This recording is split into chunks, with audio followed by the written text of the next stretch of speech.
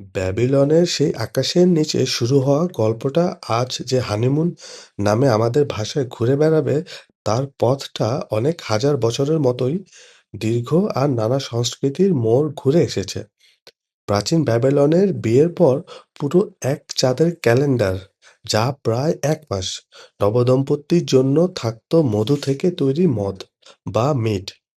কনের বাবা জামাইকে এই মদ উধার ভরে খাওয়াতেন, যেন নতুন জীবনের শুরুটা হয় মিষ্টি আর আনন্দমুখর।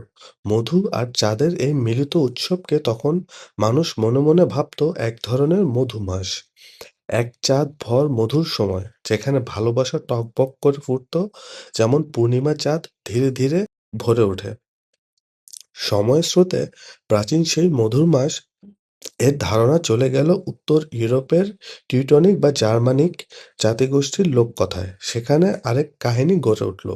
নবদম্পতি নাকি বিয়ের পর টানা 30 দিন মধুভিত্তিক মদ বা মিড পান করত, আর সেই মাসকে বলা হতো হানি মান্থ বা হানিমুন।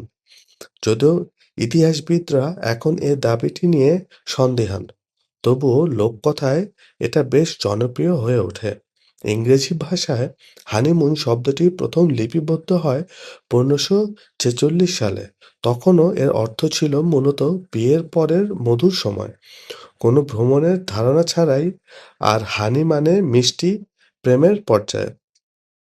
মুন মানে চাঁদের মতো এই ভালোবাসায় একসময় ক্ষয় হয়ে যাবে, এরকম সামান্য কৌতুক মিশ্রিত ইঙ্গিতও তাতে ছিল।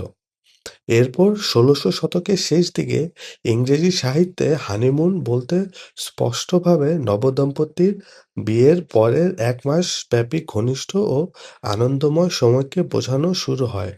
আর 1991 সালে জার্মান লোককাহিনী অনুবাদে প্রথমবার হানিমুন শব্দটি ব্যবহার হয়, আজকের অর্থে বিয়ের পর একসঙ্গে কাটানো আনন্দময় ছুটি হিসেবে।